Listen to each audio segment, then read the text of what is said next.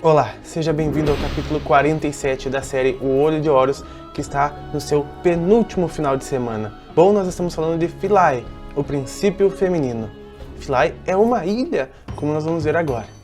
E é uma ilha granítica no centro do Nilo, situada imediatamente após a primeira catarata, ao norte da Núbia, na fronteira entre o reino egípcio e o reino cuxita. Olhe que interessante, porque Philae quer dizer ilha ou montículo, sobre as águas que emergiu no tempo de Ra. Este nome sugere o uso sagrado deste lugar desde a mais remota antiguidade. Se você está gostando da série, deixe o like para que mais pessoas possam acompanhar também agora nos seus momentos finais. Durante milhares de anos, os belos templos ali localizados serviram como pontos de divulgação da cultura, da religião, da arte egípcia, em direção à Núbia e o Sudão. Dos princípios, eu diria, dos conhecimentos. As ruínas mais antigas se encontram no canto sudeste. Ali existiu um pequeno templo núbio, orientado para a estrela Canopus e dedicado a uma divindade chamada Mandulis.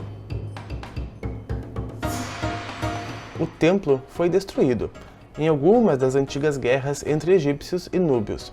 Ao lado de suas ruínas, os núbios construíram outro templo, dedicado a Arintufes. Este era o nome que deram a Osíris, companheiro de Ísis. Os egípcios passaram a controlar a ilha e construíram um primeiro templo dedicado a Ísis. No ano 1250 a.C., Ramsés II deixou um marco em que afirma tê-lo reconstruído. O faraó Tahap faz o mesmo no ano 680 a.C. e 120 anos depois, no ano de 560 a.C., o faraó Amasis mandou talhar as imagens de seu pilono. 300 anos mais tarde, no canto sul, Neptanebo construiu um pequeno templo.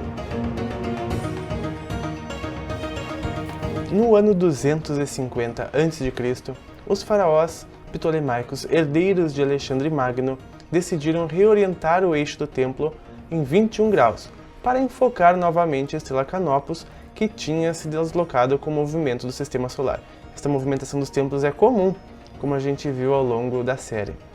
Os templos estrelares eram desmontados e reconstruídos a cada 300 ou 400 anos, para enquadrar a estrela que estudavam, pois o movimento do sistema solar pela galáxia atirava da orientação dos pílonos, que é o nome deste corredor de pilares que as enquadra.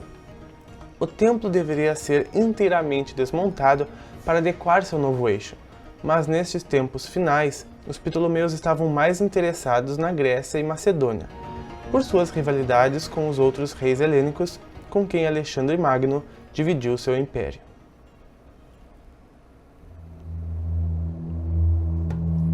Sua localização em uma ilha tornava este trabalho ainda mais difícil.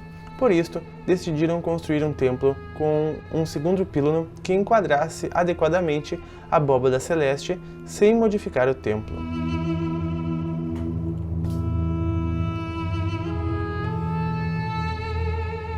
Alexandria tinha se tornado a capital do Egito e o grego seu idioma oficial.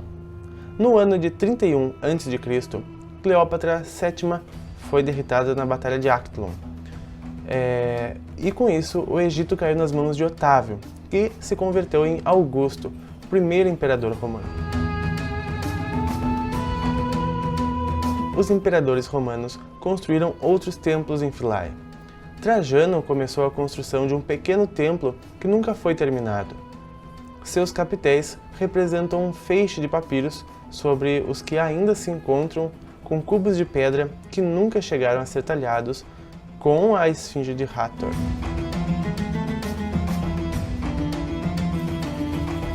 Philae foi um dos últimos lugares em todo o Egito onde permaneceram sacerdotes dedicados ao culto antigo. Ali surgiram seitas gnósticas, que mais tarde, com o nome de Rosa-Cruzes, maçons e Illuminatis, manteriam em segredo os conhecimentos egípcios. No ano de 553 d.C., a ilha, um dos últimos bastiões do chamado paganismo egípcio, foi dedicada a Santo Estevão e à Virgem Maria por um decreto do imperador Justiniano. Vejam só. No século XX, a ilha de Philae foi submersa pela represa de Assuan.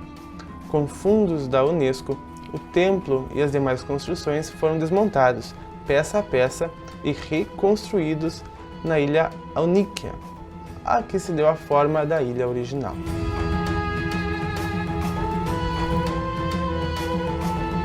O templo foi orientado da mesma forma que o original. Norman Lockyer registrou o eixo do templo original aos 76 graus e meio sudoeste, com o intuito de focalizar os movimentos da estrela Canopus sobre o Polo Sul. Esta é a mesma estrela a qual estava orientado o templo de Édifo.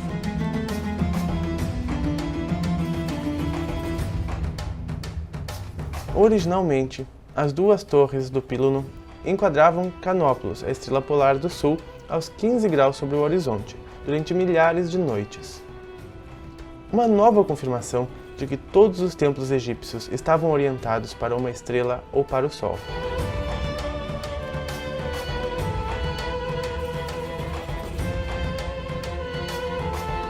Do Nilo já se vê a imponente construção com os dois pílanos que formam o grande pátio interno e a extensa colunata que forma um pátio que termina em frente ao pequeno templo de Nectanebo. Cada nome, né? Muito legal. O grande pátio externo tem uma forma de trapézio pela disposição de uma colunata dupla, formada por 32 colunas construídas em um ângulo que se abre em direção ao templo, produzindo uma ilusão de maior profundidade. As colunas, em um extenso muro que tem a distâncias regulares, uma série de janelas que se abrem para o Nilo, formam um imenso corredor. Todas as colunas são diferentes, como um conjunto de papiros. Seus capitéis floreados, de cores vivas, tinham diferentes formas.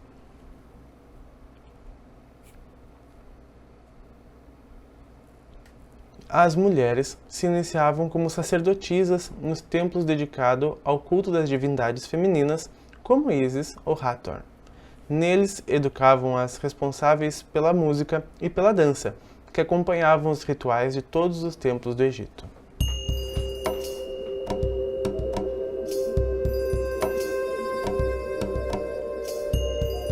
As mulheres dedicadas à música, chamadas de Shemet, podiam também servir as divindades masculinas e também transformar-se em escribas, mas era a mulher a encarregada de tocar o sistro, cujo som acalmava as divindades e permitia que a mente do homem descansasse. As sacerdotisas dedicadas a Hathor, divindade que representa a sexualidade feminina, o amor, a música, a dança, e cujas festividades eram de embriaguez, origem das festas dedicadas a Bafor, tinham outras funções sociais. Elas traziam a fertilidade e ensinavam as artes do amor aos homens que iam casar para que aprendessem a dar prazer à futura mulher. Uma interpretação da TV Infinito.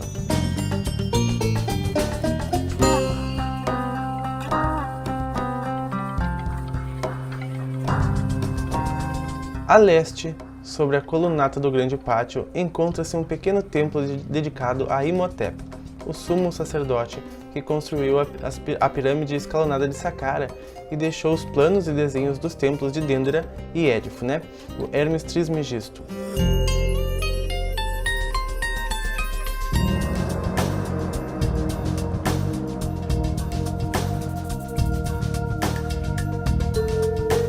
Neste primeiro pílano, assim como na maioria dos templos, está talhada a figura do faraó, neste caso, Ptolomeu XII, golpeando com sua vara de poder os chamados 9 inimigos do Egito.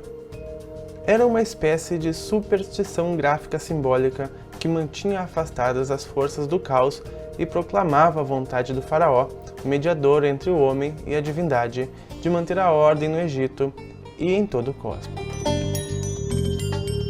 Pois é, foi mais um episódio. E o próximo episódio é o antepenúltimo. Eu espero que você acompanhe este desfecho final. Bom, nós nos vemos também segunda-feira, às 8 horas da noite, ao vivo, na Meditação Mundial. Até lá!